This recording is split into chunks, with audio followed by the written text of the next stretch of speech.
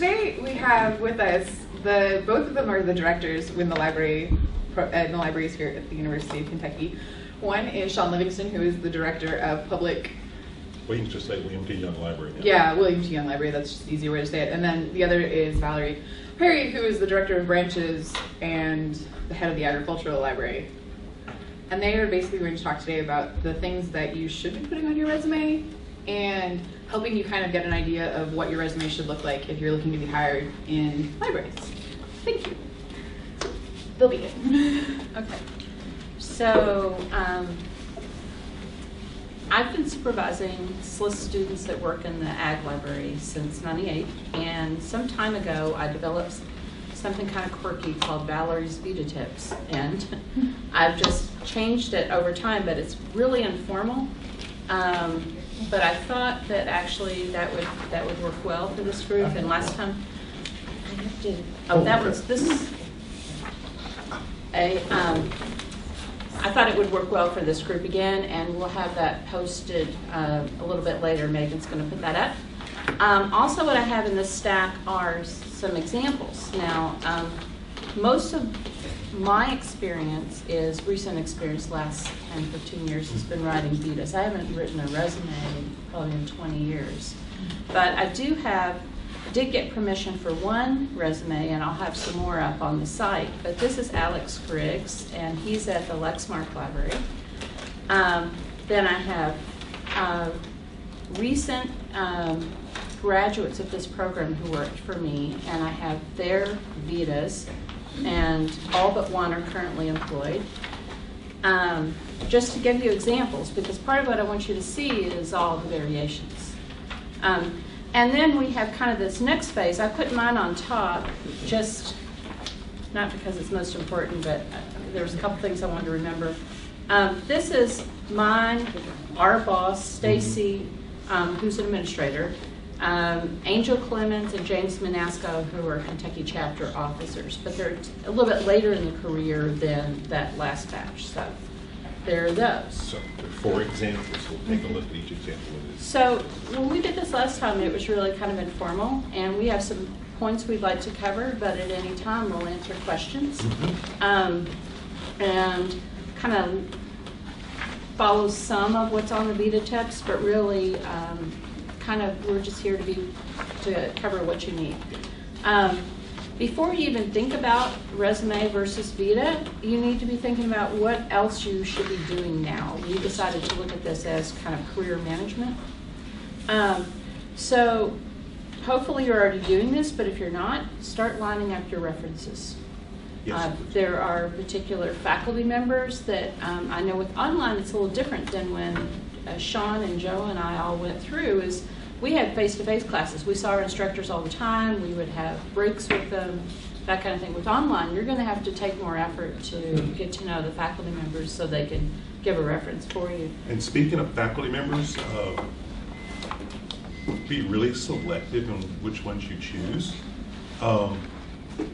You know, like Valerie said, once you've gotten to know and you have kind of a personal relationship who can speak to your work outside your classwork that you've done things for, go a lot farther than the folks who write us a letter and say, oh, they were an excellent student, they did all their papers on time. Because to be honest with you, kind of from a search committee standpoint, and I'll talk more about that later, those kind of go to the big pile and not the small pile, and you always want to be in the small pile, okay? Right. So just be selective with the faculty, and then with that, get to know people you work with. I know it's kind of hard in this economic time because we've cut back on the number of students we hire just because of budgets, but if any chance you can, go meet some folks who are practicing so you can get them to be your references. Well, and also not only where you work, but where you volunteer or being part of a professional organization, you know, like SLA and ALA and the others. I got an email today from one of your fellow students that asked me about field experience. Well, not only is that going to help me get work done I need to get done, but then I know I'll be writing a reference afterwards. So that gets experience for that person without having worked for me for pay. And then I can use whatever credentials I have. So as president of the SLA Kentucky chapter, as director of branch libraries, I'll make it look the best I can. I'm just assuming you're going to do a great job given who it is. So ask, not only start lining up your references, but ask for advice. Ask them, and ask librarians and different types of information professionals whether you work with them or not. So if you need help in finding those, then go to your student leaders or come to us, and we can help find people for you. We have people like in the Kentucky chapter that would love to be a mentor, but haven't been asked in a long time. So if you have an interest in news, or if you have an interest in law librarianship, we've got several. Corporate librarianship, anything like that. Academic, public. Public will know some, school will know fewer, but we know who to send you to that can help you. So it's never too late to ask or too early. Just do it. And then they'll help you all along also with proofreading and getting your materials together. I would assume that by now, especially if you're taking management, you're reading ads. Remember some of those assignments? But you need to do that for a variety of reasons, and it's, I think in reading ads, it began to give me a better sense of what's out there, what I should be gaining as experience, but if nothing else, you'll get the lingo down. What are they calling things? And try to, that may influence what courses you take, what paid and unpaid jobs you do, and what professional organizations you belong to, where you'll meet and network with the right people. That's very important also because, as you know, you've been in class, the profession's changing, so you don't want to be prepping yourself for something that probably isn't needed anymore. For instance, we still use catalogers and use them a lot, but you may not want to type index cards, the catalog cards like we had to learn. I think we didn't have to learn that, thank goodness. But you may want to learn more about metadata and how that interacts with electronic resources database, how that interfaces with the catalog so people can find material. So always plan and see where the profession's heading. Because if you don't, you're going to be kind of out there and just figure out, well, I've got all these skills and no job. A prime example is reference librarians. People think we're dead, we're not. It's just that we've morphed to what we're doing. Okay, we're doing a lot more information literacy. So read the ads and look for people who are going to teach folks how to use and then evaluate information and tailor your coursework toward that. So even though if you don't have a chance to teach, you may have coursework that can back up and smell say, well, they've done some other things and we can take this and apply it to it. And we've gotten a green light recently to have volunteers. Yes. So we have to tread very carefully there, but that, in case you've heard, that's not possible. That has changed since the unconference. So that was, and we knew that was coming about that time, but yeah, we're real excited. And it won't be just Shawn and I, but we could help point you to people that could really use you and that would be good experience for you. Or maybe even outside of UK as well. You can practice leadership without having to be a supervisor. And a prime example is your heads of your student organizations. I learned some of my best leadership skills in professional organizations. And then when I did move up, I felt more confident in my skills. And it was kind of the safe place to fail. I mean, I didn't want to fail, but it's an easy place to learn. And you have a lot of people to help you along the way. So if you're not already involved in professional organizations, I would do that as soon as possible. Attending conferences, workshops, other types of professional development as much as your time and finances allow. But there are ways to help you with all of that. There are travel grants out there and conference scholarships for these big annual meetings for the major organizations. And also, that's a great way. So a lot of those include a mentoring component where you're actually going to get more out of the conference if you win the scholarship, not just financially, but as an experience. I know there's the new member roundtable for ALA, does some cool stuff, the larger divisions in SLA. So go to your student leaders or just go directly to the librarians in the UK system or elsewhere that are in those organizations and ask. Don't be shy. Now is the time. The deadlines will probably start this month through February for the summer conferences. So this would be prime time to find out about those. And when you go to conference, go to the new member meetings, but then also tap some people you want to go hang out with after hours, because you'll find that's where all the good tips are given. Because we all have this script we do like on camera or in public, but then there's the things that we do afterwards where you really get to see things. And so sometimes it's a little bit hard for a lot of folks in librarianship because I'm not always outgoing, but you'll find out that when people get off there, they take off their ties and all that kind of stuff. Occasionally they take off their shirts, but it's another story. Only one person. Only one person. They'll tell you a lot more about what's going on and give you the informal things of what their organization is looking for. And several of you here, I know, were at the spring conference, so hopefully you'll be mentoring people about how to do that. But you also have in your midst Rebecca here, who came to one of the chapter meetings last summer, it was June. And then she decided she heard enough about that conference. She showed up in July, which I was just stunned, but pleased, super pleased. And so she's been tapped to write an article about that. And she would be a great person for you all to talk to and maybe have speak about that experience. Because she stayed in a hostel with one of our officers, you know. Yeah. So she figured out how it's Rebecca did the conference. Yes. So that's a wonderful example for you all in-house. Also, SLA, and I'm assuming other organizations have travel tips and stuff like that, and I can get those to Megan to post for you all, but just ways to how to go to the conference, you know, from start to finish. So now would be a good time to share those. I have act like a professional today, and that comes from my own experience. I'm an alum twice. I have my BS in English, yes, BS, because I started out Chemie, got over halfway through at a time when women were not in Chemie at UK. So I decided I could do it, but I really was unhappy. At first I had to prove to the people around me women could do it. It's just a me thing. But anyway, I ended up in a staff position, and as sometimes happens, it was difficult to get out. I didn't have the full support of my supervisor. I think I did a good job. I think that was part of the problem. She didn't want to let go.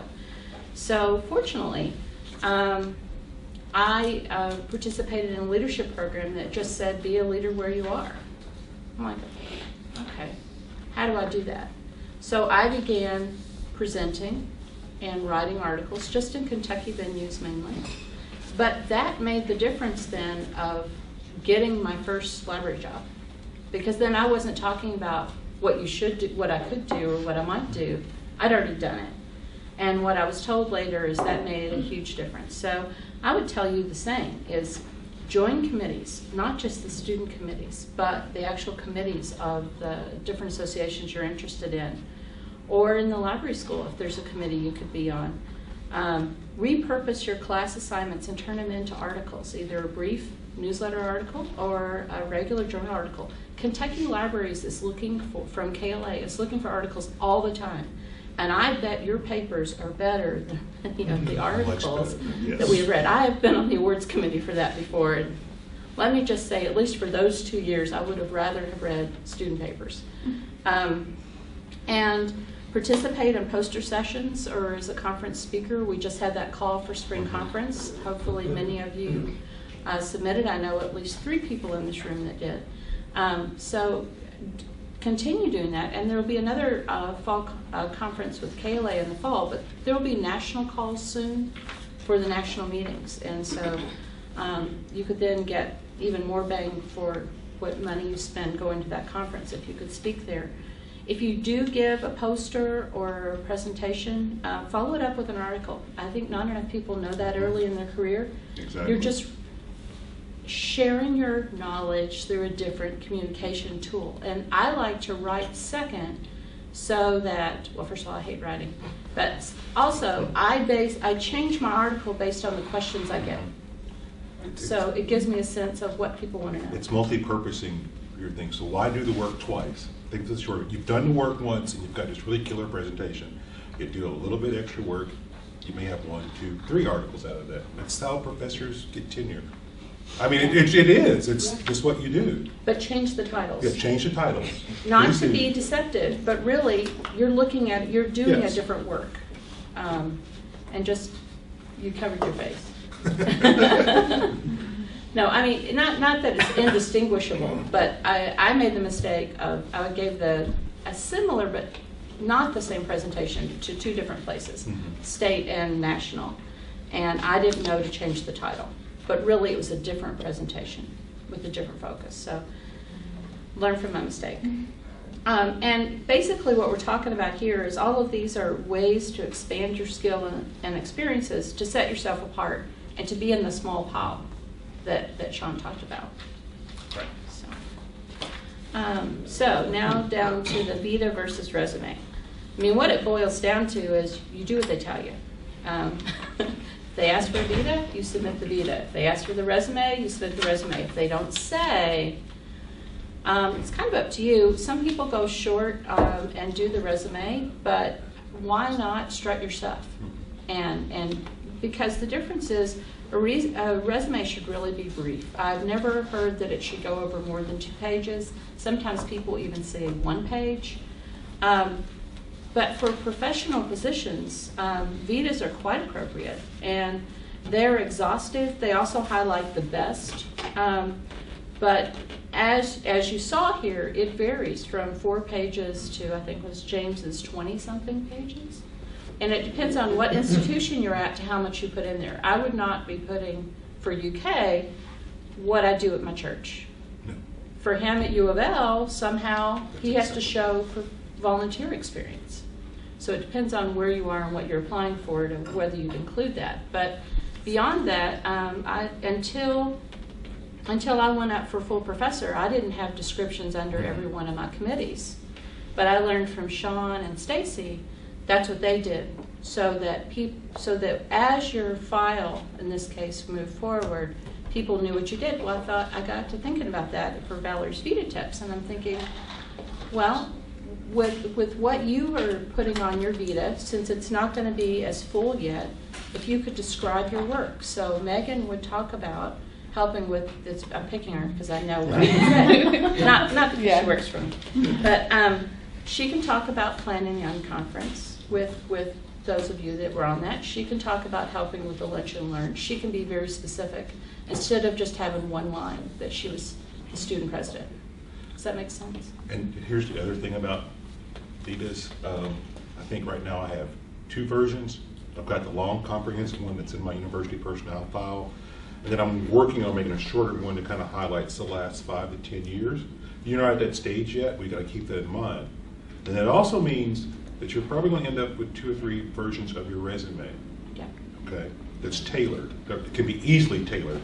I've seen a lot of folks who just do one, and that's what they send out. And if everything on that is not what I'm looking for, and I've got to wade through a lot of crap, you go in the big pile, and I come back to it. So I know that's a lot of work. It's just like cover letters, and I take to do cover letters for each individual job. You should have 2 or 3 copies of your resume ready to go that you can just tweak in like 5 to 10 minutes, email it out, stuff it in the envelope, and be done with it. So do you think in terms of the Vita there should be a cutoff though? Like, I mean, 20 pages, does that not Well, seem excessive? If you're, so you're not Depends a on big where- pile? You're not going to worry about that yet. Well, I don't even have 2 pages, so I'm not worried about Well, it depends. It depends. Because, you know, in England they call it a curriculum vitae, which is the actual thing. So it is your academic's life story. So it should be long. And so if a job asks for one and they put no limits, then you send them everything you got. Because you never know that thing you did 20 years ago might be the thing that tricks you to get you that job. Because, oh, they did this, I remember this. So you just have to really be patient. Now, a Vita is kind of like a lifelong thing, and I'm really bad about updating mine. We have to at University of Kentucky because they require us to turn a new one in every year to see what we've been doing. So but I know Valerie's real good at it. Stacy is incredible about it. Stacy does hers every week. Whenever she does something that goes on there, she takes a couple of minutes and throws it on there, which is a better way to do it. My mind doesn't work that way. So I just kind of push it off until that 6 months before that year time to go and collapse everything. It also brings up another point about constructing Vitas. If you don't already keep a calendar, either in paper or Google Calendar, iCal, something that you can go back and look at all your things. I can't tell you how many times when I need to add an event, I've been saved by that little cryptic note I put on my calendar. I said, oh, that's what that presentation was. I can go back to my stuff and pull out what I did. kind of a diary. You had a question? Yeah, I wanted to ask about, when you talk about being exhaustive, I mean, should we be including anything we did as an undergraduate? And what about previous professional experience that maybe doesn't apply to the library work? Like, I have management experience prior to coming to graduate school. You should put that on there. And this is your prime case. There might be 2 or 3 copies of your resume you keep. One that tells all the management, particularly if the job you're applying for is overseeing some students, something like that, because you want to have that there because you want to stand out from that. Now, if it's a job where you're going to be an entry-level information literacy person, you may want to also keep that management experience, but not highlight it as much, because what that shows, then they can trust you to go out and do stuff. They can give you an assignment and you're going to take care of it because you know how to organize yourself. But you also probably are more promotable, Yes. having supervised people before. And so Yeah. I would definitely include it. It's just a matter, like you said, how much to include in each job. Yeah. Okay. And it could maybe be a way of reorganizing, you know, you said you had different copies, maybe one highlights it further up than the other one. Yeah, exactly. But what about with undergraduate experience? Would you include things like that? If it's relevant, yes. Okay. Yeah, if it's relevant, include it, because that's the kind of thing that kind of brings you into the small piles. Oh, they've got all this other experience doing this kind of stuff, and we can apply that. For instance, I don't hire grad assistants anymore, but when I did, first thing I looked for, I didn't look to see if you worked in a library. I looked to see if you had retail experience, because that means you could deal with people. We could teach you all the other stuff, but it's very hard to teach somebody how to deal with an irate patron who can't get on a computer at 11 o'clock on Saturday morning, okay? But, so that's the kind of thing. And so those students that come in, I would look, whether it was in a bookstore or, you know, daycare or something, they dealt with people, okay, they go to this pile, and I'll start looking at it. So just, it depends. So you guys have to read those ads very closely. Right.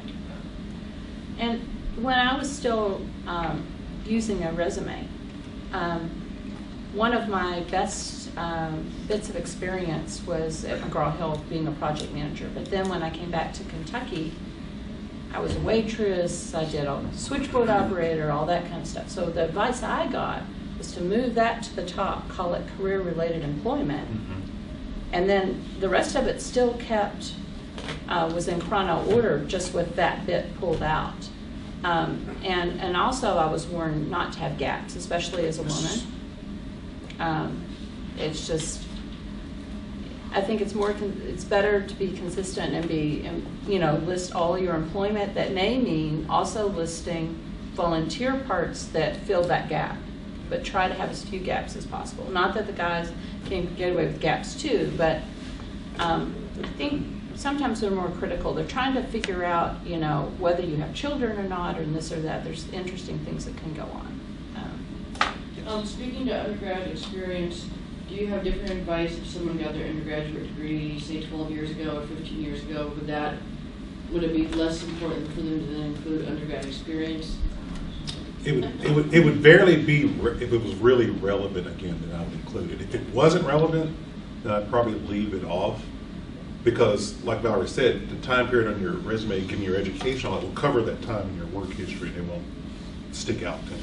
It'll stick out to somebody reviewing that. But again, if it's just if you spent time not, you know, doing something job related, so say if you were in archives and you were a photographer during that time period, or you worked for the paper, then you might include that if you're applying for a digital archives job, because that means you understand light and how things function and all that kind of stuff. But you might have to minimize it as much. I get kind of suspicious, I think Valerie does too, if this person's been out for a while and it's all I see is undergraduate experience, then the radar goes off in the back of my head. Then I'm on the phone. What were they doing? Yeah, then I'm on the phone calling my friends and email them, says, do you know this person? Where were they? What were they doing? That kind of stuff. You're trying to get yourself in that small pile with good stuff and not the small pile that goes in the trash with bad stuff. Okay. So to dig into the Vita part a little bit more, which would also work for some with the resume, is I used the font I did here actually kind of as a joke the first time I did it, as an example of don't be cute. But then I kind of liked it, so I stuck with it because I thought it's an example of what not to do. Also, you'll see there's stars, it's heavy text. Don't do that. So I have an example right there in front of you, not using white space appropriately. Be careful of the font size and style. The great thing about Avita is you don't have to make it so small to make it fit into 2 pages. So spread that font out. Use those white spaces. That's one of the reasons I want you to look at these and how people used italics and underlines and how they typically have the same font all the way through, but they do different things with it. So because you don't want it to be jarring.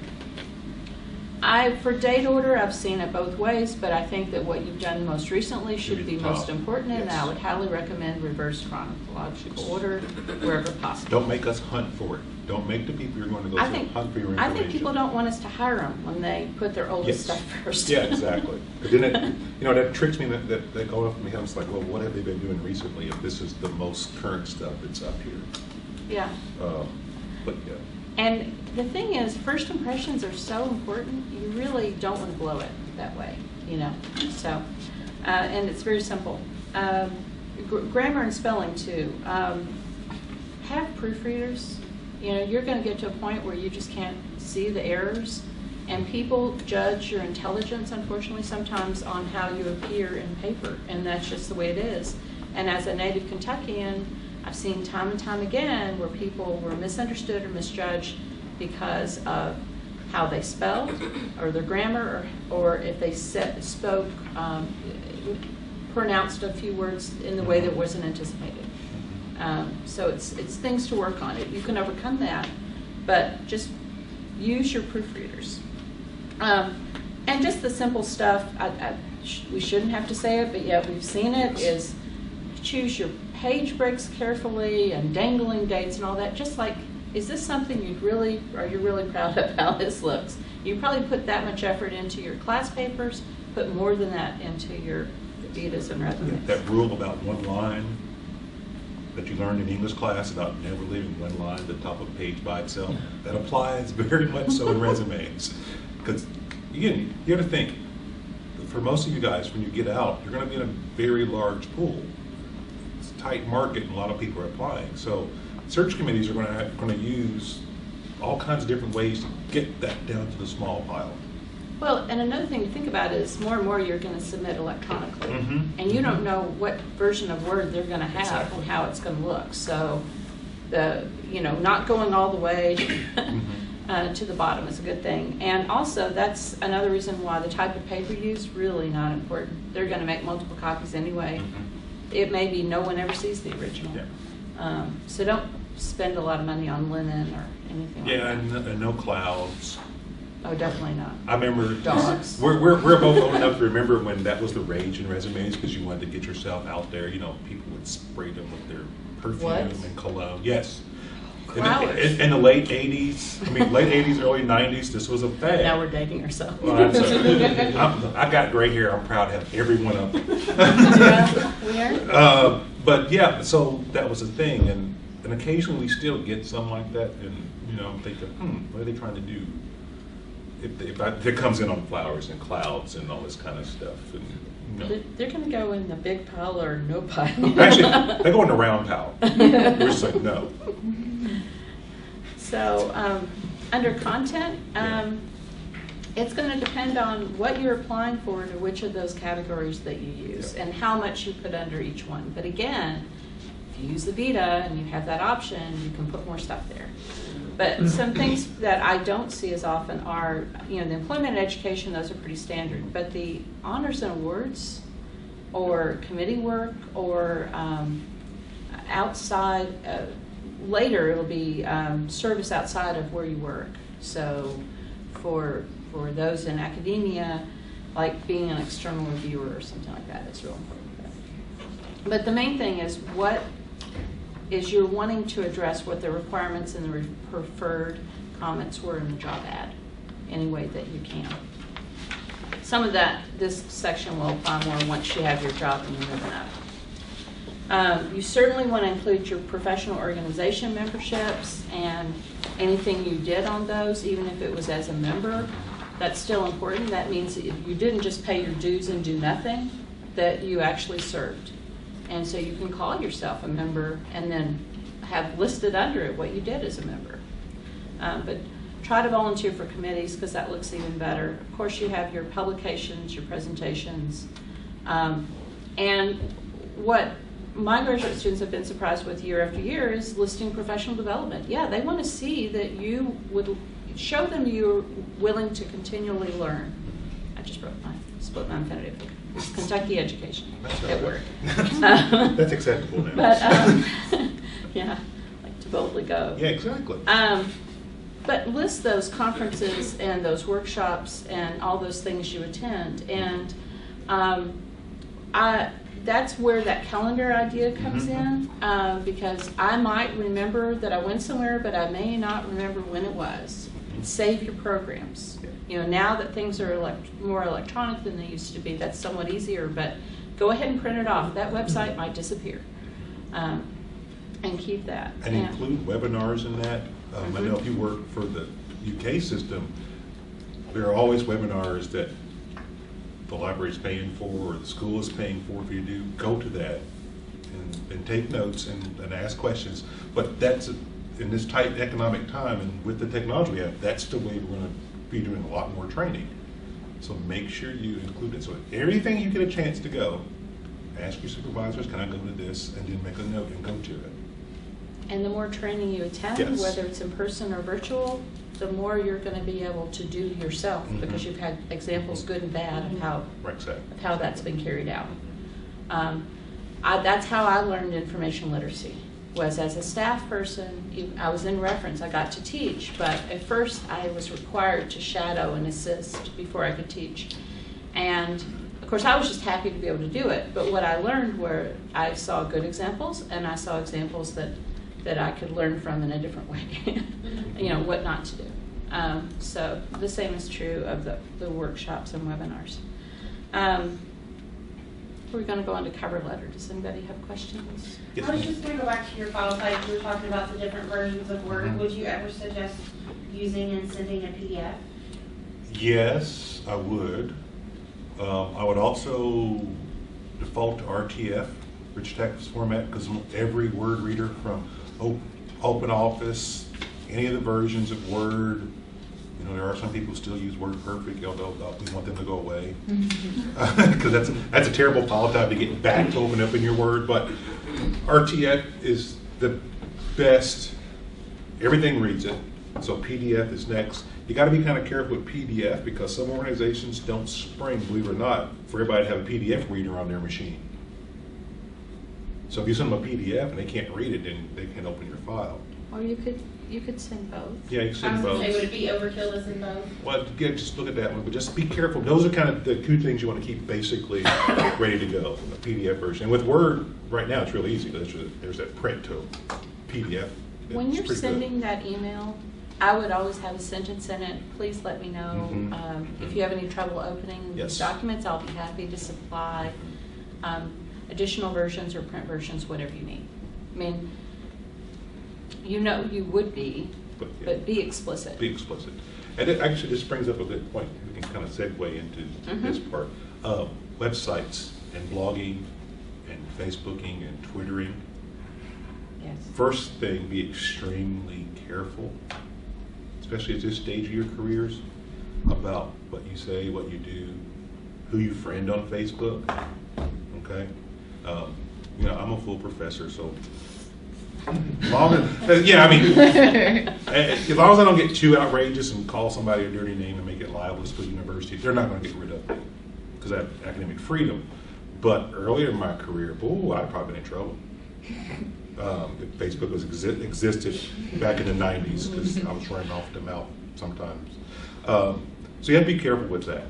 Same thing goes with your personal websites. If need be, you might want to have 2 or 3. They're dirt cheap now. A lot of them are free. You might want to have one that you put all your work samples up. So the things you do for class, your presentations, those kinds of things. All the stuff they make you do now for, you know, the computer classes here, you may want a place where you point to that. And then you might have another one that your mom reads, where you put your pictures of your cat and your dog and your quilting. Now, those aren't good, but you want to present an image. This comes to mind recently because we had a candidate about a year ago for a job hiring. And, you know, I was like, yeah, she could probably do this job. But during her presentation, she had her website, so she kind of reached a lull in her presentation, so I went and looked at her website. And it was flowing along pretty good there. But I can't say I took offense to what was on her website, what she said, but the way she presented herself as part of a minority group, I thought was a bit tasteless. And how it was driving her. I'm saying, like, that's fine for some personal stuff and talking to people, but when you're looking for a job, you want to control that, because you never know who you're going to, you know, for you guys who know me, know I don't hang out on the Democratic side of the street. So I would make sure there would be nothing on there that would insinuate, upset anybody on either side of the political spectrum, just because that's the image you're trying to project. So you want to kind of be brand neutral at this point.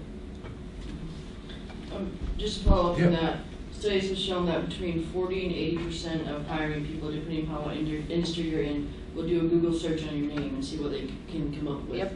I do. So I highly recommend you go to a computer where you're not logged into anything. You know, you don't have your saved login, and Google yourself and see what comes up. And go to Pinterest, go to Facebook, go to different blogs and see if your name comes up. And because your potential employers will be looking at that. That's the first thing we do. I was on a search committee when we hired our current dean, Dean Burleson, and we got that whole list of people to apply. That's the first thing I did. I spent a night at my house Googling their names and see what popped up, just to see what was out there and what you could find quick and dirty before I would start looking through them in the library literature. So you just have to be very, very careful with that when it comes to these search committees. You got to remember, we're getting a pile because, you know, when you hire an entry-level librarian, it used to be when we were young librarians, it was not unusual to see maybe 30 or 40 applicants. I could probably see that number doubling. And I've had friends of mine at other institutions talking about, we hired an entry-level librarian, we got 200 applications. 200 applications. And, you know, this was kind of a place I was thinking that I wouldn't want to live there. And I suspect most folks in that pile probably didn't want to live there, but they needed a job. And remember that things like Facebook have shifting privacy, so you can block who has access to it, but you also need to go back occasionally and check those, you know, Facebook, Google, Pinterest, check those privacy settings to make sure that and you might need a separate Facebook account. Yeah. A lot of our peers, especially or, outside academia, have that. Our friend Sarah Glassmeyer used to work here. She has Sarah Non-Work Glassmeyer, which is where all her friends hang out. And then she's got her other Facebook that's related to her job. Same thing for Twitter. She's got 2 Twitter accounts. One that's work related and the other one that if she knows you, she gives you access to. I mean, just because what she does now, she has to be very cognizant of the image she's projecting. And I was thinking of Cara, who used to work for the SLA.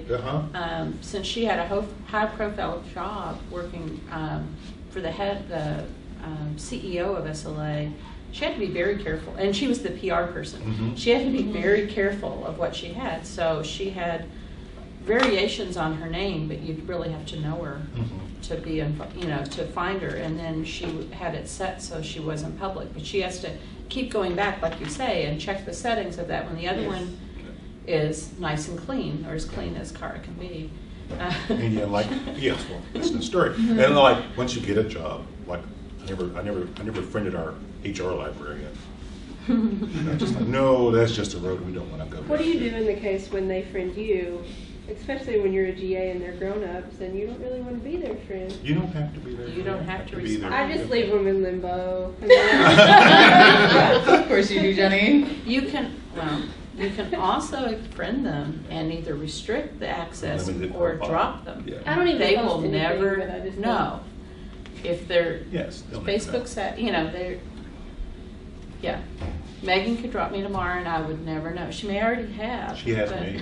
I can't drop you because there's too many other things that we work together on. It wouldn't work. It would be very unproductive on my part. But yeah, it's I've gotten to where I don't do things just to be nice anymore. Because I also have pictures of my kids. Mhm. And so if I don't know you and I don't want you to see my kids, I'm not going to friend you.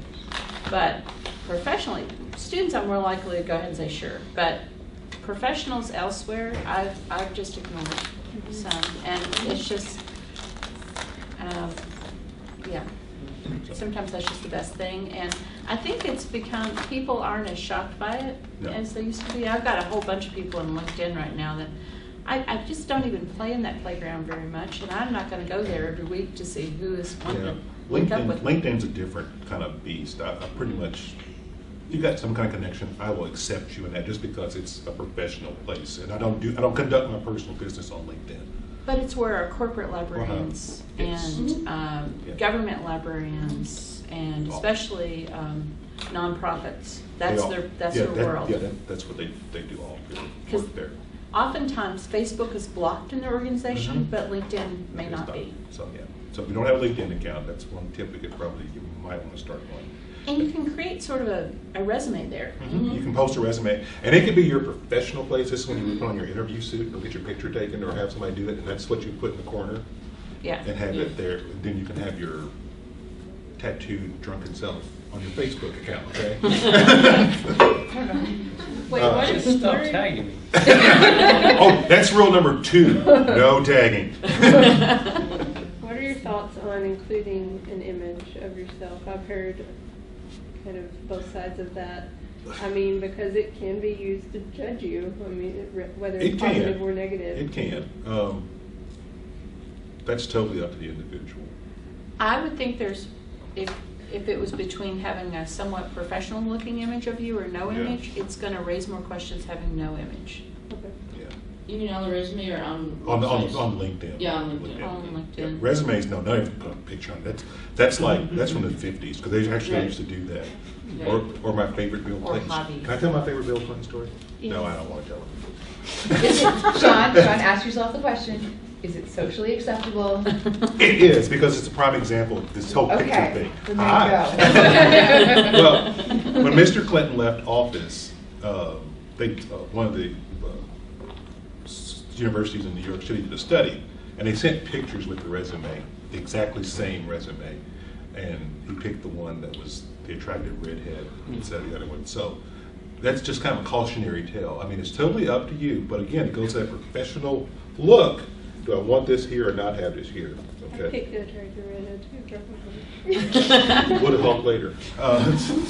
But so that's the thing you have to be careful with, because you can't really control. People are going to abuse it. You just have to figure out do what you're comfortable with and what your goals and aims and what you want to do are. Okay. Do you want to finish up? I'm trying to think. Is there anything else? There was the cover letter. Well, it's as simple as make sure you address all the job requirements and preferences possible. Do not assume that if you've spelled it out in one document that they're going to read that. Don't assume they're going to read both. So do it in the cover letter, do it in your resume or vita, and link them. And if you are substituting something, you think this works or fits something, but it's not an exact one-to-one correspondence of your experience in that, spell it out. And just explain how what you're saying is why you think that you are an excellent candidate for this position. And don't hesitate from saying you're Yes. an excellent candidate for this position. Make sure you're the right position name too. Yeah. I've seen some sloppiness. Yeah, because people have cut and paste and they've not changed it. They've done it wrong. See, and Debbie, this goes to your point when you were talking about what to include. The cover letter is the perfect place to put the extras, where you can explain what you did. So this might be a place where you would talk about the undergraduate experience or your management experience at McDonald's. And if I could find a librarian with that management experience at McDonald's, I'd hire them in a heartbeat, because they have dealt with irate people and they know how to get things out the door and be pleasant to folks most of the time. So that's where you would kind of beef up all that stuff that you think, oh, this doesn't make any sense. I'm applying at the Library of Congress. Well, yes, it does, and that's where you would put in a cover letter. Speaking of cover letters, the other thing that's kind of interesting about this day and age is that all these electronic submission things. Here at University of Kentucky, we use electronic submission. The library particularly does for every job that comes along, faculty included.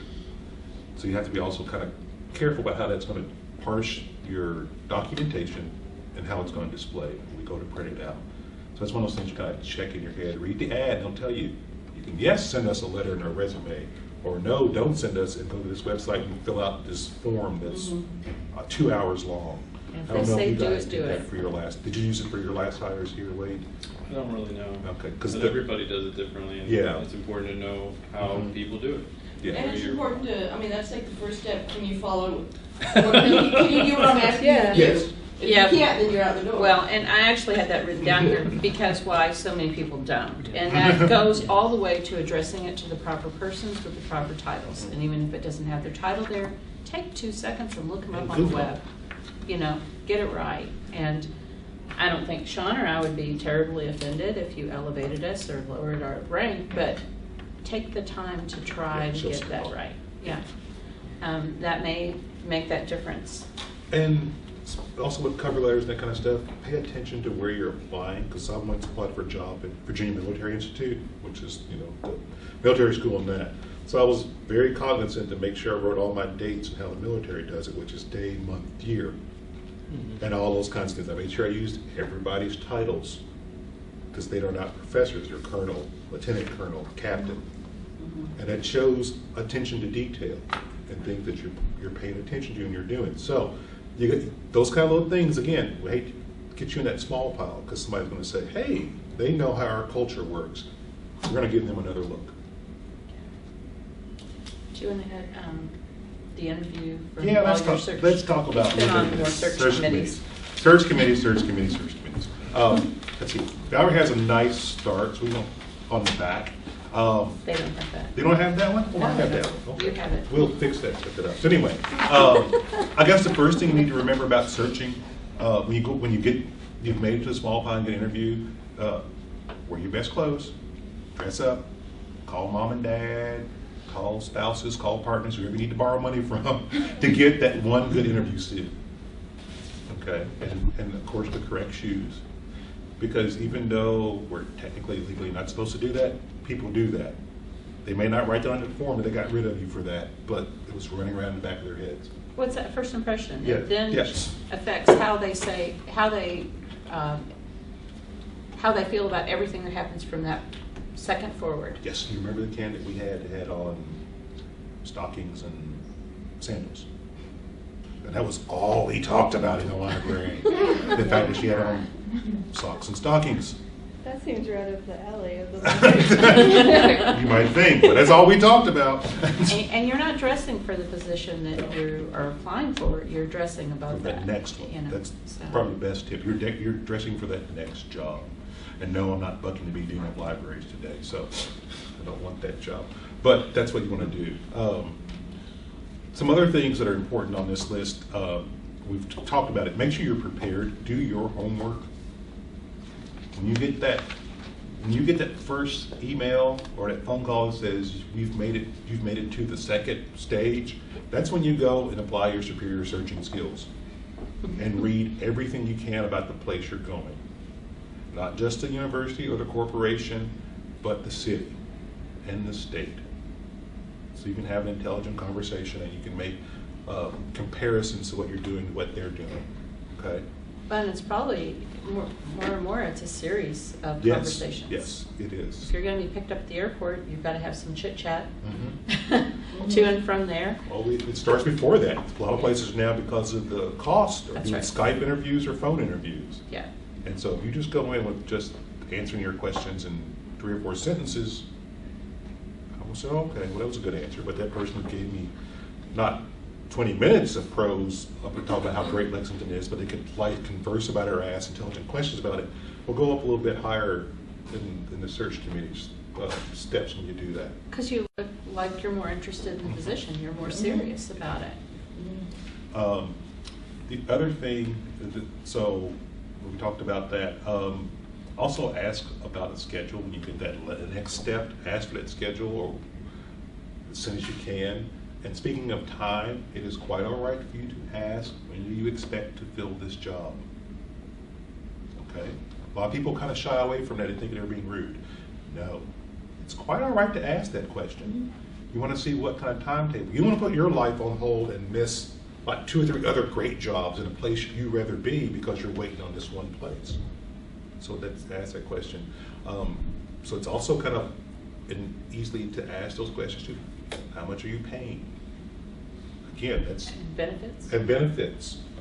Do you have spousal partner placement? Do you have family educational things? All those things are important to you. Ask those questions. And some of this you should have found out when you did your research about this place.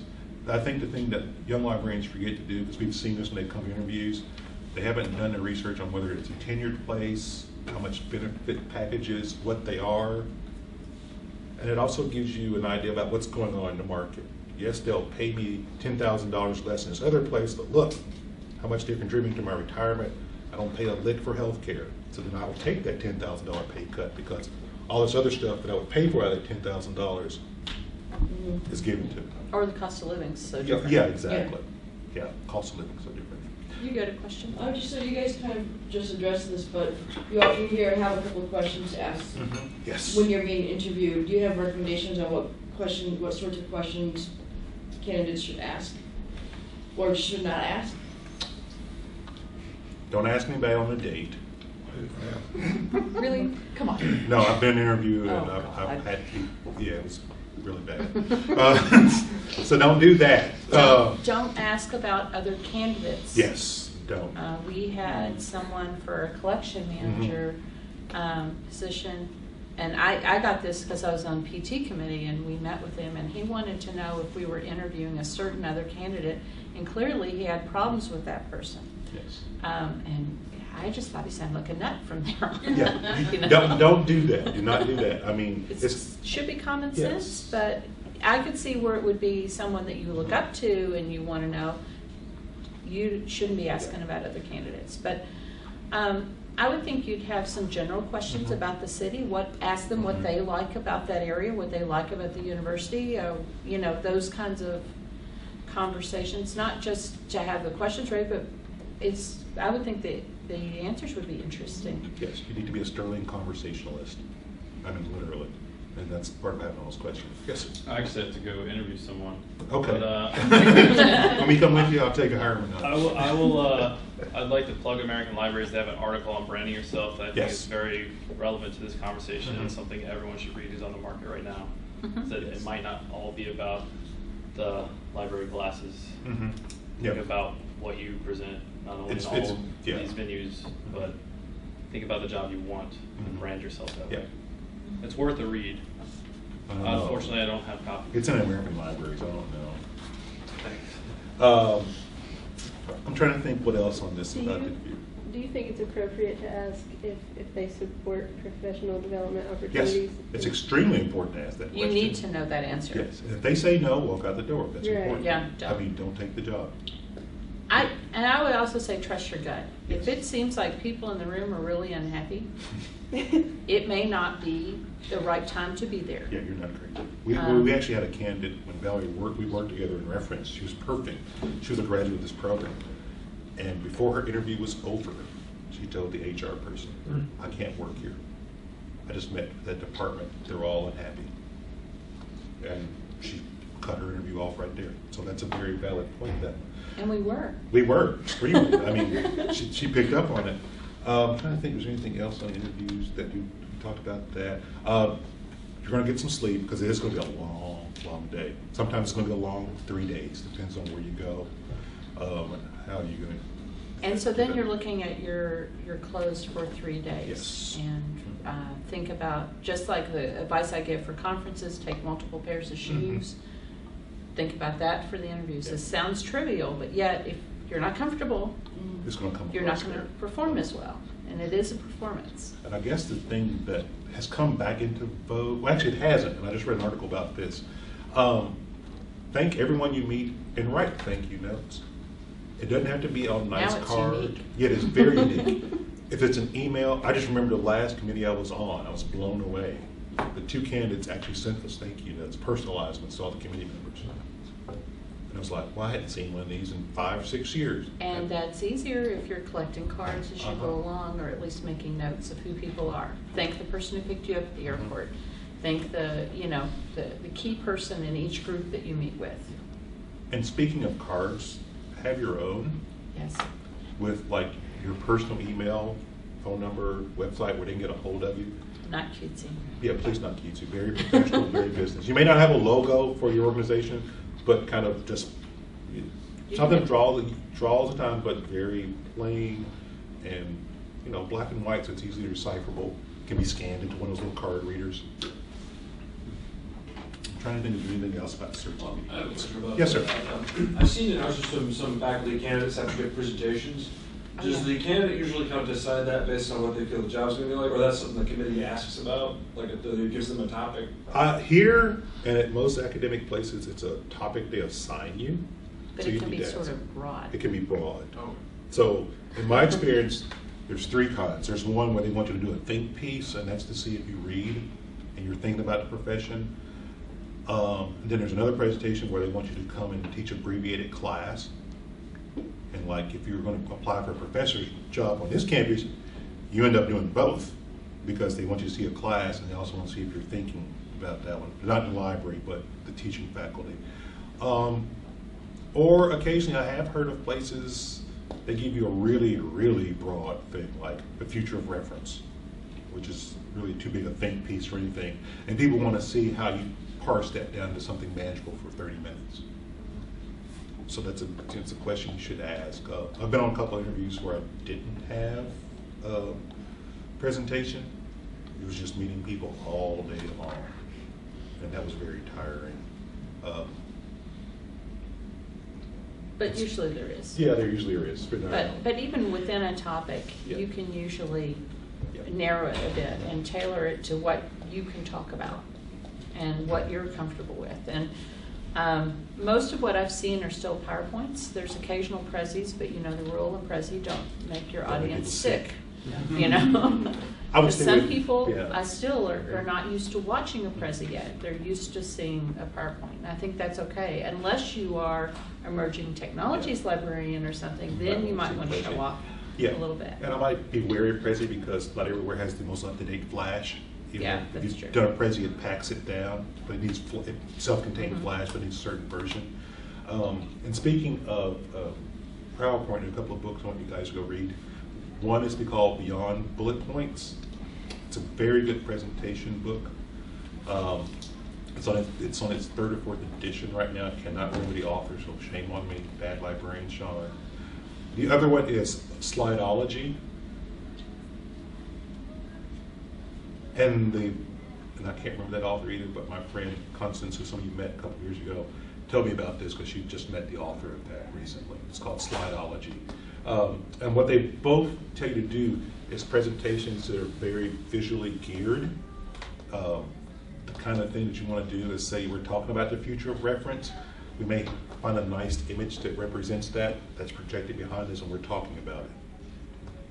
But it doesn't list every point. Yes, I get kind of nervous when I see a candidate with every point they're reading off on the screen like this.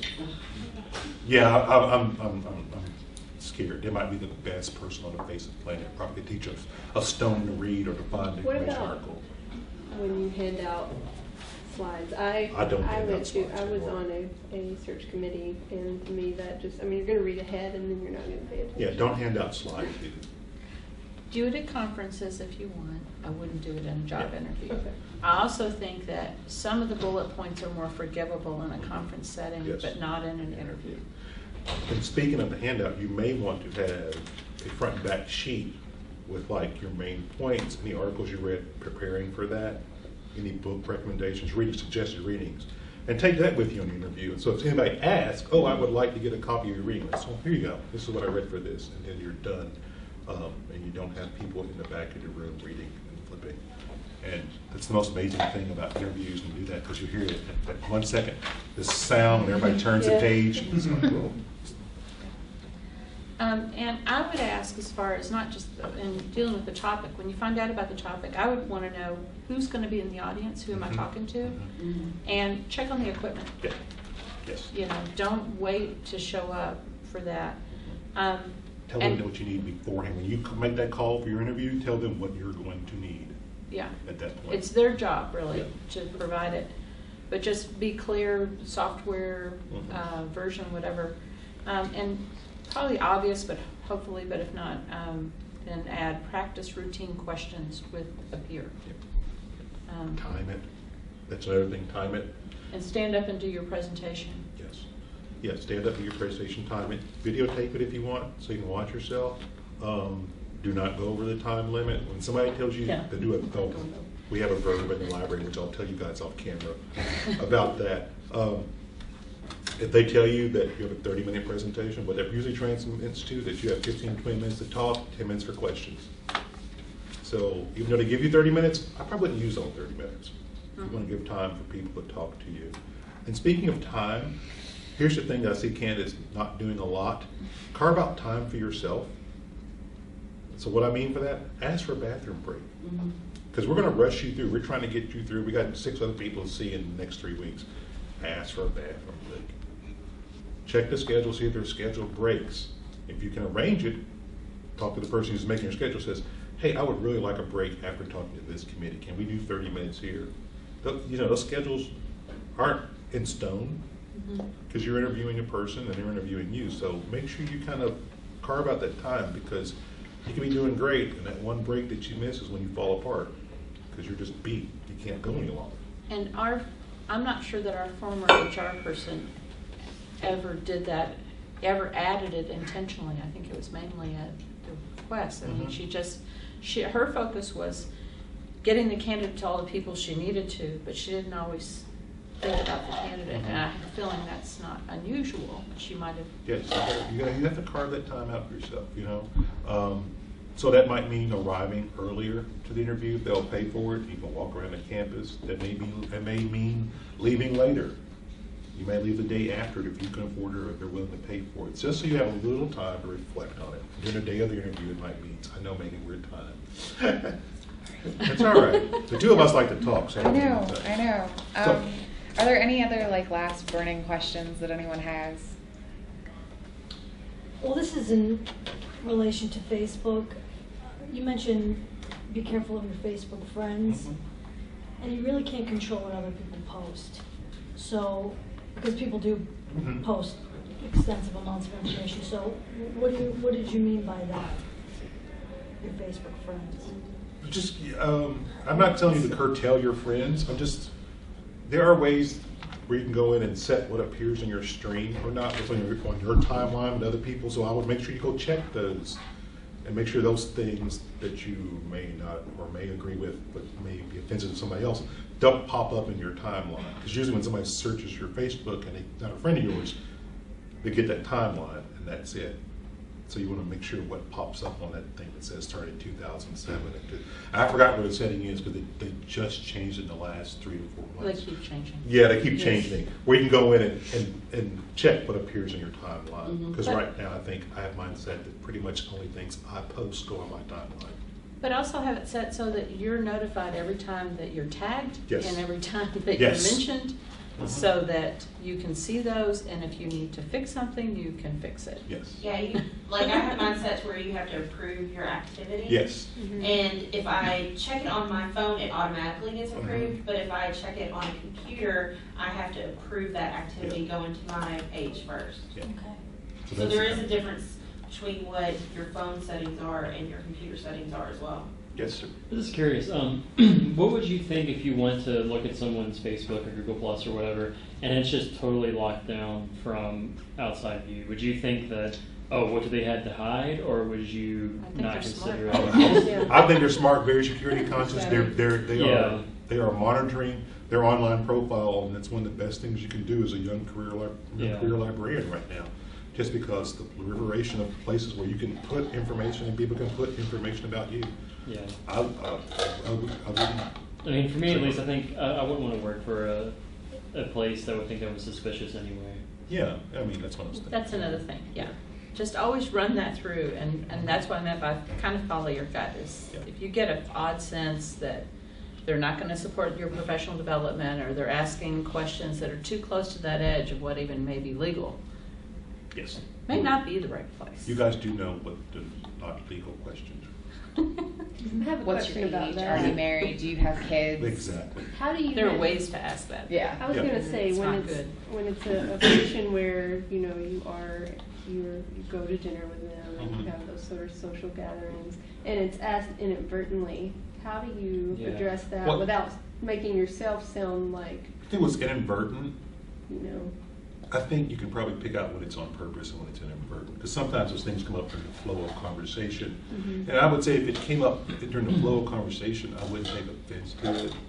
But if they started the conversation with, so, do you plan to have children? We're a very family-friendly place. You're thinking, that's none of your business. I don't think, I would take offense to it, but I mean, me personally, I might respond with an answer they might take offense to. Well, then then you have to do You that. know, But, so how So do maybe you don't want to do that. yeah, you don't want to do that. But see, that's the Unless very you're blatant. testing. Yeah, that's a very blatant thing if they ask you that question. So, when do you Mhm. plan on having children, Mhm. or are you having children? That's none of. How old are your Yeah, children? or how old are your Yeah. children? That doesn't matter. But if they start talking about the school systems and all that, then indicate that's not crossing the line because they're just telling you about the community and that kind of stuff. But you still don't know what they're gonna go Yeah. back and share. Yeah, exactly. Yeah. And they're not allowed to ask. Ask. Mhm. So. Oh, and like my favorite is, tell me about yourself. And that's a great way to get you to start talking about things they can't ask. Yeah, because you here's the Yeah. thing. 'Cause that's the thing. Tell us about your hobby. All that, but all that's perfectly legal, and it's part of how you select candidates. You want to figure out what they do, what they like, and all those kinds of things. But it's up to the candidate, you guys at that point, to draw what you share.